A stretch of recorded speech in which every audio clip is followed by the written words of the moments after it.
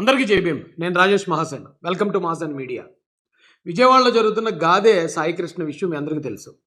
ఆ అబ్బాయిని పోలీస్ స్టేషన్కి తీసుకెళ్లి చంపేశారని ఆ తల్లి ఏడుస్తూ మాట్లాడడం ఖచ్చితంగా ఆంధ్రప్రదేశ్లో ఉన్న ప్రతి ఒక్కరి మనసును కదిలిస్తుంది. అయితే దీన్ని ఇమీడియట్గా వైసీపీ పొలిటికలైజ్ చేయడం కోసం, ఇది ప్రభుత్వం మీద నెట్టేయడానికి వాళ్ళ రాక్షస ప్రయత్నం వాళ్ళు చేస్తున్నారు. గాదే సాయికృష్ణ అనేటువంటి ఒక వ్యక్తిని మే 9వ తారీఖున పోలీసులు పట్టుకెళ్లారు. తర్వాత చాలా దారుణం ఏంటంటే అతను చాలా చిత్రహింసలు పెట్టారు. ఏంటి దారుణం? అయితే వైసీపీ దీన్ని గవర్నమెంట్కి, ప్రభుత్వం మీద బురద జల్లాలని ప్రయత్నిస్తుంది కాబట్టి కూటమి నుంచి కొద్దిమంది కార్యకర్తలు సాయికృష్ణకి నేర చరిత్ర ఉంది మరోటని కొద్దిమంది సోషల్ మీడియాలో సాయికృష్ణ క్యారెక్టర్ కోసం వాళ్ళు మాట్లాడడం కూడా గమనిస్తున్నాం. అయితే మీ అందరికీ హృదయపూర్వకంగా ఒకటే రిక్వెస్ట్ చేస్తున్నాను, ప్రతిదీ రాజకీయం చేయొద్దు, ప్రతిదీ రాజకీయ పార్టీలకి, ప్రభుత్వానికి అంటకట్టొద్దు. నిజంగా సాయికృష్ణని తీసుకెళ్లి పోలీసు వారు హింసించి కనీసం ఆయన బాడీ కూడా ఇవ్వకుండా ఖననం చేస్తారు అని ఆ తల్లి మరియు వాళ్ళ బంధువులు ఆరోపించిందే నిజమైతే ఖచ్చితంగా దీనికి బాధ్యులైన వాళ్ళు శిక్షించాలి. ఎందుకంటే సాయికృష్ణ మీద జరిగిన ఘటన ఏదైతే ఉందో అది కులపరంగా జరిగింది కాదు. ఎందుకంటే ఈ నేరం ఆరోపింపబడుతున్న సిఐ గారిది, సాయికృష్ణది ఒకటే కులం. అలాగే సాయికృష్ణ ఘటన పార్టీలకు కూడా సంబంధం లేదు. ఎందుకంటే సాయికృష్ణ ఏ పార్టీ కార్యకర్త కాదు.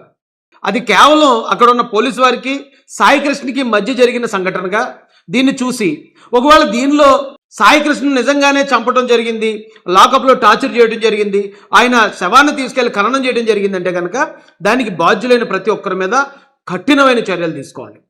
లేదా పోలీసు వారు దీని మీద ఇమీడియట్గా ఎంక్వైరీ చేసి వాస్తవాలు, నిజానిజాలు నిర్ధారించాలని మేము హోంమంత్రి గారిని, అలాగే ఆంధ్రప్రదేశ్ డీజీపీ గారిని కూడా హృదయపూర్వకంగా రిక్వెస్ట్ చేస్తున్నాం.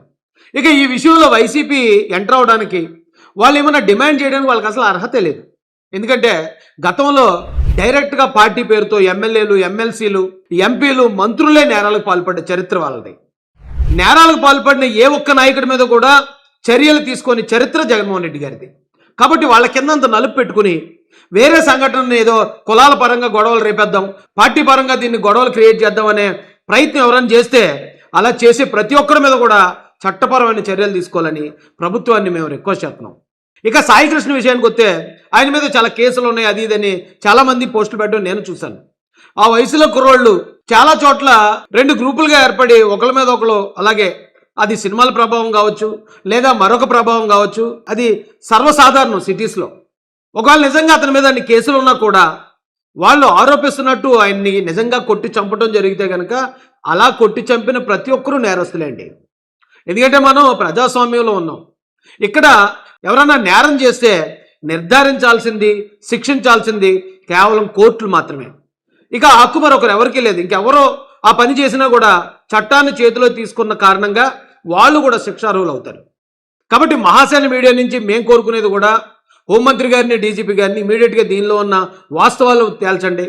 వైసీపీ అల్లర్లు రేపే ప్రయత్నం చేస్తుంది, వాళ్ళని కూడా కట్టడి చేయాల్సిందిగా రిక్వెస్ట్ చేస్తున్నాం. దీనిలో ఎవరు బాధ్యులు ఉన్నారో, ఎవరు నేరస్తులు ఉన్నారో త్వరగా తేల్చి వాళ్ళని కఠినంగా శిక్షించడం ద్వారా ఆ తల్లికి న్యాయం చేయాల్సిందిగా హృదయపూర్వకంగా కోరుకుంటున్నామండి. జై భీమ్, జై భారత్, జై జై మహాసేన.